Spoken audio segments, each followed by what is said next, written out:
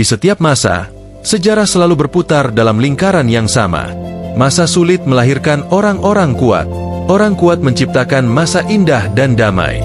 Masa indah melahirkan orang-orang lemah. Dan orang-orang lemah menciptakan masa sulit berikutnya. Inilah siklus peradaban, roda takdir yang tak pernah berhenti berputar. Dari padang gersang Anatolia hingga istana megah Istanbul, kisah ini menjadi saksi bagaimana iman, kekuasaan, dan waktu bersekutu membentuk sejarah umat manusia. Selamat datang di channel Om Brimo si Pendongeng, tempat di mana sejarah bukan sekadar dihafal, tapi dihidupkan. Di sini, kita tidak hanya mendengar masa lalu, kita belajar mengenali diri kita di dalamnya.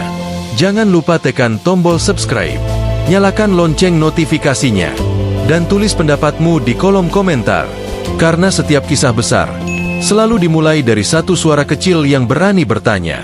Dan malam ini, kita akan menyusuri kisah tentang satu kekaisaran besar yang lahir dari masa sulit, tumbuh oleh iman, berjaya di bawah tangan para penakluk, lalu perlahan tenggelam dalam kemewahan dan kelemahan.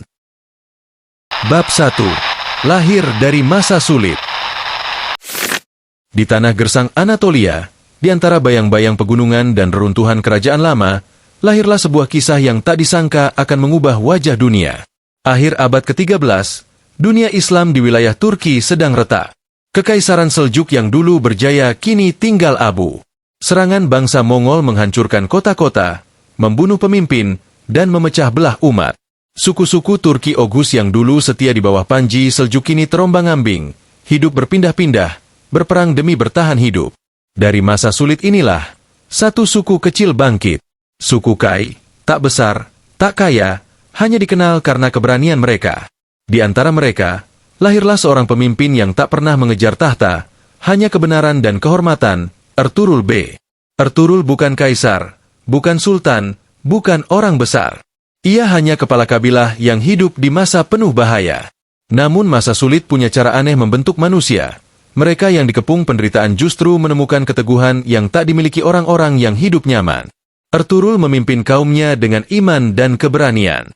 Ia menolong pasukan Seljuk yang kalah, tanpa pamrih. Dan dari tindakan sederhana itu, Allah menulis takdir baru. Sultan Alaeddin dari Seljuk, sebagai balas budi, menghadiahkan wilayah kecil di barat Anatolia, di pinggiran Bizantium, kepada Ertuğrul. Sebuah tanah perbatasan yang keras, berbahaya, penuh ancaman perang. Namun disitulah, di antara ancaman dan kesempitan, benih kebesaran Ottoman ditanam. Tahun demi tahun berlalu. Ertuğrul wafat, meninggalkan warisan yang bukan berupa harta, melainkan warisan keyakinan. Bahwa setiap tanah yang diinjak dengan kejujuran dan keberanian akan menjadi saksi kebangkitan. Putranya, Osman bin Ertuğrul, tumbuh di tengah masa kacau itu. Ia melihat ayahnya tak membangun istana, tapi membangun kepercayaan di hati pengikutnya. Osman belajar bahwa kekuatan sejati bukanlah jumlah pasukan, tapi keteguhan hati mereka yang berperang demi sesuatu yang lebih besar dari dirinya sendiri. Ketika kekuasaan Seljuk benar-benar runtuh, Osman berdiri di antara dua pilihan, ikut hancur bersama masa lalu, atau membangun masa depan dari puing-puingnya. Ia memilih yang kedua. Dengan tangan kosong tapi iman yang teguh, Osman mendirikan sebuah negara kecil, Belik Osmanli, kelak disebut dunia sebagai Kekaisaran Ottoman.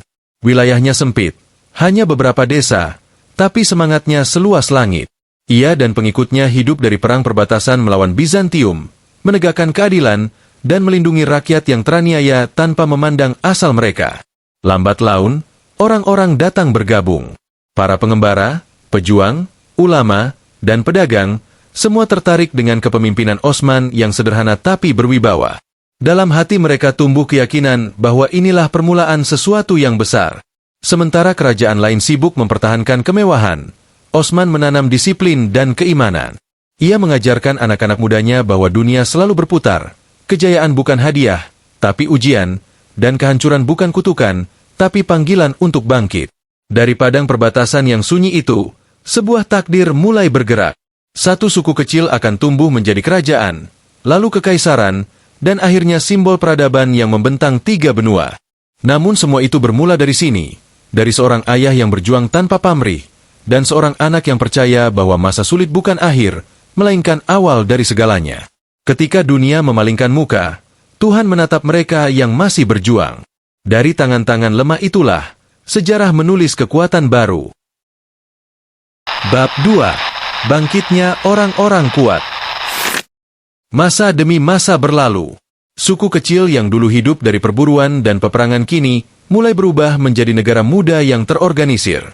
Setelah wafatnya Osman Ghazi pada tahun 1326, kepemimpinan berpindah ke tangan putranya, Orhan Ghazi, seorang pemimpin yang tidak hanya pewaris nama, tapi juga semangat.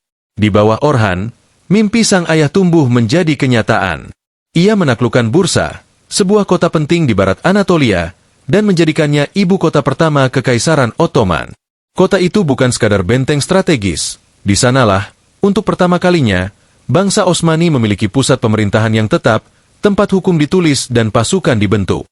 Orhan membangun bukan hanya dengan pedang, tapi juga dengan pena. Ia mendirikan sekolah, masjid, dan pusat administrasi. Dari wilayah kecil, Ottoman mulai punya bentuk, sebuah negara yang berlandaskan disiplin, iman, dan cita-cita. Di bawahnya, muncul sistem militer yang kelak menjadi tulang punggung kekaisaran. Janissary, pasukan elit yang dilatih sejak muda untuk setia hanya kepada sultan. Sementara kerajaan-kerajaan lain tenggelam dalam perebutan kuasa, Ottoman justru tumbuh karena kesederhanaan dan kejelasan tujuan. Mereka tidak berperang demi kekayaan, tetapi demi misi yang lebih besar, menegakkan keadilan dan melindungi rakyat dari tirani. Di masa Orhan pula, Ottoman untuk pertama kalinya menyeberangi Selat Dardanella dan menjejak tanah Eropa. Mereka menaklukkan Gallipoli, membuka gerbang menuju benua baru. Dari titik itu, sejarah berubah arah, dari sekadar beli kecil di Asia, menjadi kekuatan lintas benua. Setelah Orhan wafat, tongkat kekuasaan berpindah ke generasi berikutnya, Murad I, lalu Bayezid I, yang dijuluki Yildirim, Sang Petir. Di bawah mereka, wilayah Ottoman meluas hingga Balkan. Kota demi kota jatuh, Adrianople, Sofia, Thessaloniki. Bahkan tentara Eropa bersatu dalam perang salib untuk menghentikan mereka, namun gagal. Namun di balik keberhasilan itu, badai besar datang dari timur. Tahun 1402, pasukan Ottoman dihantam oleh kekuatan yang bahkan lebih mengerikan, Timur Leng, sang penakluk dari Asia Tengah. Dalam perang Ankara, Bayezid kalah. Ia tertangkap hidup-hidup dan meninggal dalam penawanan. Ottoman hancur. Negeri yang baru saja tumbuh kembali terpecah. Anak-anak Bayezid berebut tahta, dan musuh-musuh mereka menertawakan kehancuran ini. Banyak yang mengira, inilah akhir dari kekaisaran muda itu. Namun sejarah membuktikan, masa sulit selalu melahirkan generasi baru yang kuat. Dari kehancuran itu, bangkitlah Mehmed I, lalu Murad II, yang perlahan menyatukan kembali sisa-sisa kekuasaan. Mereka belajar dari kesalahan, bahwa kekuatan tanpa kebijaksanaan hanya menunda kehancuran. Dengan disiplin dan kesabaran, mereka menata kembali tentara, memperkuat iman pasukan, dan mempersiapkan generasi penerus yang akan mengubah dunia. Tahun 1451, dunia menyambut seorang pemuda berusia 19 tahun naik tahta. Namanya Mehmed II, putra Murad II. Banyak yang meragukannya, terlalu muda, terlalu idealis, belum berpengalaman. Namun di balik ketenangan wajahnya, tersimpan visi yang tak dimiliki siapapun sebelumnya, menaklukkan Konstantinopel. Kota itu, yang kini bernama Istanbul, berdiri di persimpangan dunia. Dari sana mengalir perdagangan antara timur dan barat, antara surga dan dunia. Selama 1000 tahun, kota itu menjadi benteng kekaisaran Bizantium, tak tersentuh, tak tergoyahkan. Namun Mehmed percaya, setiap benteng punya kunci, dan setiap takdir punya waktu. Selama 2 tahun, ia mempersiapkan segalanya. Ia membangun meriam terbesar di dunia, Basilika, yang mampu menghancurkan dinding setebal 8 meter. Ia memindahkan armada kapal lewat darat menggunakan batang-batang kayu berlumur minyak, ide yang dianggap mustahil. Dan yang paling penting, ia menanamkan keyakinan pada pasukannya bahwa misi ini bukan sekadar penaklukan, tapi pembebasan. Pada 29 Mei 1453, setelah 53 hari pengepungan tanpa henti, meriam Basilika menggelegar terakhir kalinya. Dinding Konstantinopel yang selama ribuan tahun melindungi Bizantium akhirnya runtuh. Pasukan Ottoman memasuki kota, dan Mehmed II sujud di tanah, bersyukur kepada Tuhan atas kemenangan itu. Ia tidak merusak kota, tidak membumi hanguskannya. Sebaliknya, ia melindungi gereja, mengangkatnya menjadi ibu kota baru kekaisaran, dan memberi nama baru, Istanbul, kota Islam. Penaklukan itu bukan hanya kemenangan militer, tapi juga titik balik sejarah dunia. Zaman pertengahan berakhir. Satu peradaban lama runtuh, dan peradaban baru lahir di bawah tangan seorang pemuda yang ditempa masa sulit. Setelah kemenangan itu, dunia memandang Ottoman dengan takjub. Bukan lagi suku kecil di padang Anatolia, tapi kekaisaran yang menulis ulang peta dunia. Kekuatan yang lahir dari keteguhan iman, kecerdasan strategi, dan keyakinan bahwa kehendak Tuhan berpihak pada mereka yang bekerja keras dan bersabar. Di balik setiap tembok yang tak tertembus, selalu ada tangan-tangan kuat yang ditempa oleh penderitaan. Dan di balik setiap kemenangan besar, ada masa sulit yang pernah menumbuhkan keberanian. Bab 3. Masa keadilan dan keemasan. Setelah tembok Konstantinopel runtuh, dunia seakan berhenti sejenak. Kemenangan Mehmed II bukan hanya mengubah peta dunia, tapi juga arah sejarah umat manusia. Kota yang dulu menjadi benteng terakhir Bizantium kini menjelma menjadi jantung baru peradaban timur, Istanbul, mutiara di antara dua benua. Mehmed II, yang kini dijuluki Al-Fatih, sang penakluk, tak hanya berambisi menaklukkan wilayah. Ia ingin menaklukkan hati manusia dengan ilmu, keadilan, dan peradaban. Ia membangun madrasah, rumah sakit, perpustakaan, dan taman-taman ilmu. Di bawah pemerintahannya, Istanbul bangkit menjadi kota yang indah dan hidup, tempat para ilmuwan, seniman, dan ulama berkumpul dari penjuru dunia. Ottoman menjadi pusat kebangkitan baru. Di saat Eropa masih tertatih keluar dari masa kegelapan, Ottoman justru menjadi mercusuar pengetahuan dan keadilan. Ilmu pengetahuan berkembang, arsitektur mencapai puncaknya, dan hukum Islam disusun rapi dalam sistem administrasi yang disiplin. Namun kejayaan sejati Ottoman tidak berhenti di situ. 2 generasi setelah Mehmed, lahirlah seorang pemimpin yang oleh banyak sejarawan disebut raja terbesar yang pernah memerintah bumi Islam, Sulaiman Al-Kanuni, atau Sulaiman Sang Agung. Ketika ia naik tahta pada tahun 1520, dunia memandangnya dengan penuh harap. Sulaiman bukan hanya pewaris tahta, ia adalah pewaris visi. Di masa pemerintahannya selama lebih dari 40 tahun, Kekaisaran Ottoman mencapai puncak kekuasaan, kemakmuran, dan kehormatan. Wilayahnya membentang dari Hungaria di Eropa, melewati Mesir, Suriah, hingga Yaman di selatan, dan menyentuh Teluk Persia di timur. Laut Tengah menjadi Danau Ottoman. Bahkan Spanyol dan Italia gemetar mendengar nama armada mereka. Namun yang membuat Sulaiman diingat bukan hanya karena peperangannya, melainkan karena keadilannya.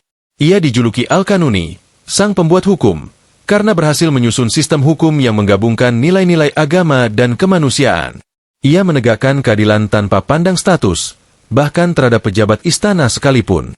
Pernah suatu hari, seorang arsitek menuntut ganti rugi karena jari-jarinya terpotong dalam proyek pembangunan masjid. Sulaiman tidak marah. Ia memerintahkan agar dirinya diadili di pengadilan umum. Dan ketika hakim bertanya siapa yang benar, arsitek itu menang. Sang sultan menundukkan kepala dan membayar denda dengan tangannya sendiri. Keadilan semacam inilah yang membuat rakyat mencintainya, dan dunia menghormatinya. Karena ia tahu, tak ada kekuasaan yang kekal tanpa keadilan. Di masa ini pula seni dan ilmu berkembang pesat. Masjid-masjid megah dibangun dengan arsitektur yang tak tertandingi, seperti Masjid Sulimania di Istanbul, karya arsitek jenius Mimar Sinan, simbol keindahan dan kesempurnaan zamannya. Perdagangan mengalir deras dari Asia ke Eropa. Para ilmuwan menulis kitab tentang astronomi, kedokteran, dan filsafat. Ottoman bukan hanya menaklukkan wilayah, tapi menaklukkan peradaban. Dan untuk pertama kalinya, umat manusia melihat harmoni antara kekuatan dan kebijaksanaan, antara pedang dan pena, antara iman dan ilmu. Namun seperti setiap puncak, di balik cahaya kejayaan selalu ada bayangan yang perlahan tumbuh. Kesejahteraan melahirkan kenyamanan, dan kenyamanan perlahan melahirkan kelengahan. Generasi berikutnya lahir di masa damai, tak lagi mengenal penderitaan, tak lagi mengerti arti pengorbanan. Pasukan yang dulu ditempa oleh lapar dan dingin, kini hidup dalam kemewahan. Istana yang dulu sederhana kini dipenuhi pesta dan intrik. Dan perlahan, roda sejarah mulai berputar kembali ke arah yang sama. Dari masa indah menuju masa rapuh. Namun sebelum itu tiba, dunia sempat menyaksikan satu momen puncak yang abadi. Ketika Sulaiman wafat pada tahun 1566, ia dimakamkan di samping masjid megah yang ia bangun sendiri. Dan di atas makamnya, hanya tertulis kalimat sederhana. Inilah tempat peristirahatan hamba Allah, yang telah menegakkan hukumnya di muka bumi. Bukan gelar raja, bukan sebutan penakluk. Hanya pengingat, bahwa kekuasaan hanyalah titipan. Bahwa kejayaan sejati bukan diukur dari luas wilayah, melainkan dari seberapa adil seseorang memegang amanah. Dan disinilah babak baru sejarah dimulai. Sebuah masa di mana orang-orang kuat telah menciptakan masa indah dan damai. Namun masa damai itu perlahan menumbuhkan kelemahan. Setiap peradaban yang mencapai puncaknya akan diuji bukan oleh musuh dari luar, tapi oleh kelemahan yang tumbuh dari dalam. Bab 4. Kemewahan dan awal kemunduran. Setelah wafatnya Sulaiman Sang Agung, dunia seolah kehilangan arah. Kaisar demi kaisar naik tahta, sebagian bijak, sebagian lemah, sebagian hanya menjadi bayangan dari nama besar pendahulunya. Ottoman masih tampak perkasa dari luar, tapi perlahan retak dari dalam. Masjid masih megah, istana masih ramai, dan bendera masih berkibar di 3 benua. Namun semangat yang dulu membakar jiwa para penakluk mulai memudar. Pasukan Janisari yang dahulu hidup sederhana dan disiplin, kini terbiasa dengan kemewahan dan politik istana. Mereka bukan lagi tentara yang mengangkat pedang demi iman dan negeri, melainkan penjaga tahta yang menuntut kenyamanan dan kuasa. Sementara di dalam istana, para sultan muda tumbuh dalam dinding emas. Mereka tidak lagi ditempa oleh medan perang, melainkan oleh kenikmatan dan intrik. Kekuasaan sering berpindah bukan karena kebijaksanaan, melainkan karena tipu daya dan perebutan pengaruh. Keluarga istana terjebak dalam sistem yang disebut kafes, di mana para pangeran dikurung di istana agar tidak memberontak. Namun akibatnya, mereka tumbuh tanpa pengalaman, tanpa pemahaman tentang dunia di luar tembok. Ottoman mulai kehilangan arah moral dan spiritualnya. Birokrasi membengkak, korupsi menjalar, dan keputusan penting sering diambil bukan karena kebijaksanaan, tapi karena kepentingan pribadi. Di saat yang sama, Eropa mulai bangkit. Revolusi ilmu pengetahuan dan industri mulai mengguncang dunia barat, sementara Ottoman masih berjalan di tempat, berpegang pada kejayaan masa lalu. Di medan ekonomi, kapal-kapal dagang Eropa mulai menyaingi armada Ottoman. Jalur perdagangan laut baru yang ditemukan Portugis dan Spanyol mematikan sumber pendapatan kekaisaran. Laut Merah dan Teluk Persia tak lagi seramai dulu. Perdagangan rempah yang dulu menjadi nadi kejayaan Istanbul kini berpindah ke tangan bangsa lain. Sementara di barat, Habsburg dan Rusia terus menekan dari 2 arah. Perang demi perang menguras kas negara, dan kekalahan demi kekalahan membuat semangat tentara kian pudar. Perlahan tapi pasti, dunia berubah, namun Ottoman tidak. Dan dalam dunia yang terus bergerak, siapapun yang berhenti akan tertinggal. Namun di balik kemunduran itu, masih ada cahaya kecil. Beberapa sultan mencoba memperbaiki keadaan. Sultan Murad IV, misalnya, memerangi korupsi dan menegakkan kembali disiplin militer. Ia bahkan turun langsung ke jalan-jalan Istanbul, menyamar, melihat sendiri keadaan rakyatnya. Tapi setiap upaya reformasi hanya bertahan sebentar, karena sistem yang telah lama sulit untuk disembuhkan dengan tangan seorang diri. Di masa ini pula, muncul istilah lelaki yang sakit dari Eropa. Julukan yang kelak disematkan oleh bangsa-bangsa barat untuk menggambarkan Ottoman yang dulu gagah perkasa, kini mulai renta dan rapuh. Namun, seperti manusia yang menua dengan anggun, Ottoman tidak runtuh seketika. Ia masih bertahan, meski tubuhnya lemah, jiwanya belum benar-benar padam. Ada satu hal yang membuat kekaisaran Ottoman tetap hidup selama berabad-abad setelah masa kejayaan. Doa. Doa para rakyatnya, doa para ulama, doa para prajurit yang masih setia di perbatasan, dan doa para sultan yang masih percaya bahwa takdir bisa berubah bila manusia mau berbenah. Tapi doa tanpa usaha hanya menjadi harapan kosong. Dan sejarah mencatat, ketika iman menjadi kebiasaan, bukan kekuatan, maka kejayaan tinggal kenangan. Kemewahan adalah ujian yang lebih berbahaya daripada kemiskinan. Karena di masa miskin, manusia belajar berjuang. Tapi di masa makmur, manusia lupa mengapa dulu mereka berjuang. Dan dari kelupaan itulah lahir masa-masa sulit yang baru. Masa di mana musuh tidak lagi datang dari luar, melainkan dari kelemahan yang tumbuh di dalam diri sendiri. Pada awal abad ke-19, Ottoman masih berdiri, tapi sudah kehilangan banyak wilayah. Balkan mulai memberontak, Mesir melepaskan diri, dan Eropa perlahan merebut dominasi atas ekonomi dan politiknya. Istana masih berkilau, tapi rakyat menderita. Dan di tengah bayangan kejayaan masa lalu, perlahan tapi pasti, matahari kekaisaran yang megah itu mulai tenggelam. Awan gelap kini menggantung di atas Istanbul. Dan sejarah pun mulai menulis bab terakhirnya. Saat orang-orang lemah menciptakan masa sulit berikutnya. Bab 5. Kejatuhan dan warisan abadi. Awan kelam menyelimuti Istanbul. Abad ke-19 menjadi masa penuh luka bagi Kekaisaran Ottoman. Kekuasaan yang dahulu menjangkau 3 benua kini terkikis perlahan, ibarat batu raksasa yang digerus waktu sedikit demi sedikit. Dari Balkan hingga Mesir, satu persatu wilayah memisahkan diri. Bangsa-bangsa yang dulu tunduk di bawah bendera sabit kini bangkit, menuntut kemerdekaan. Di dalam negeri, ekonomi lumpuh, korupsi merajalela, dan pasukan Janissary, kebanggaan masa lalu, berubah menjadi momok yang menakutkan bagi rakyatnya sendiri. Mereka menolak modernisasi, menolak perubahan, dan hidup di masa lalu. Sampai akhirnya, Sultan Mahmud II memutuskan untuk mengakhiri semuanya. Dengan keberanian besar, ia memerintahkan pembubaran paksa pasukan Janissary dalam peristiwa yang dikenal sebagai Auspicious Incident tahun 1826. Ribuan Janissary tewas, dan kekaisaran memulai babak baru. Reformasi besar-besaran yang disebut Tanzimat, upaya terakhir untuk menyelamatkan kapal yang hampir karam. Reformasi itu membawa harapan, tapi juga kebingungan. Ottoman mencoba meniru sistem Eropa, membangun sekolah modern, pasukan baru, dan sistem hukum yang diperbarui. Namun dasar moral dan spiritual yang dulu menjadi kekuatannya sudah rapuh. Mereka berlari mengejar dunia, tapi kehilangan arah jiwanya. Sementara itu, Eropa semakin kuat. Rusia menekan dari utara, Inggris dan Prancis mencengkeram ekonomi melalui hutang. Dan perlahan, Ottoman kehilangan kedaulatan atas negerinya sendiri. Kaisar masih duduk di singgasana, tapi tali kekuasaan sejatinya sudah dipegang oleh bangsa asing. Di tengah masa-masa genting itu, muncul generasi baru. Generasi terdidik, berpikiran modern, namun gelisah akan nasib bangsanya. Dari mereka lahir gerakan Turki Muda, benih perubahan yang kelak menumbuhkan sosok legendaris bernama Mustafa Kemal Atatürk. Lalu datanglah badai terakhir, Perang Dunia Pertama. Ottoman bergabung bersama Jerman dan sekutunya, berharap kemenangan bisa mengembalikan kehormatan lama. Namun yang datang justru kehancuran total. Tentara-tentara muda gugur di Gallipoli, Palestina, dan Mesopotamia. Lautan darah menenggelamkan mimpi kejayaan. Ketika perang usai pada tahun 1918, bendera Ottoman berkibar lemah.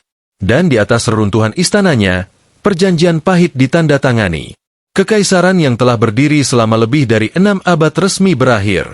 Pada tahun 1922, Sultan terakhir, Mehmed VI, meninggalkan Istanbul dengan kapal perang Inggris. Ia menatap kota itu untuk terakhir kalinya.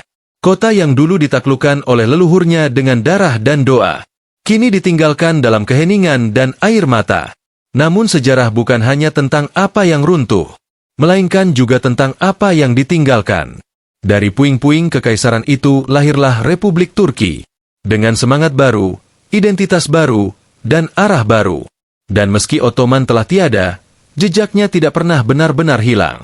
Setiap kubah masjid di Istanbul, setiap jembatan batu di Balkan, setiap menara di Kairo, Damaskus, dan Sarajevo, semuanya masih berbisik tentang masa ketika keadilan berjalan di bumi, dan bendera sabit menjadi simbol ilmu, seni, dan kekuatan.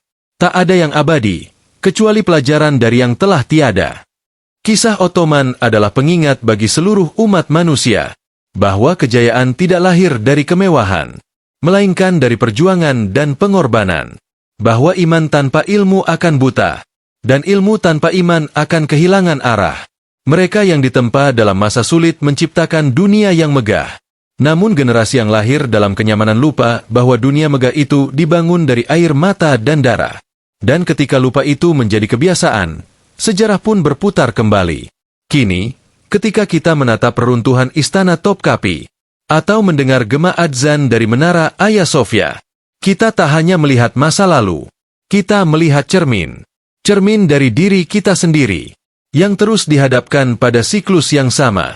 Masa sulit menciptakan orang-orang kuat. Orang kuat menciptakan masa indah.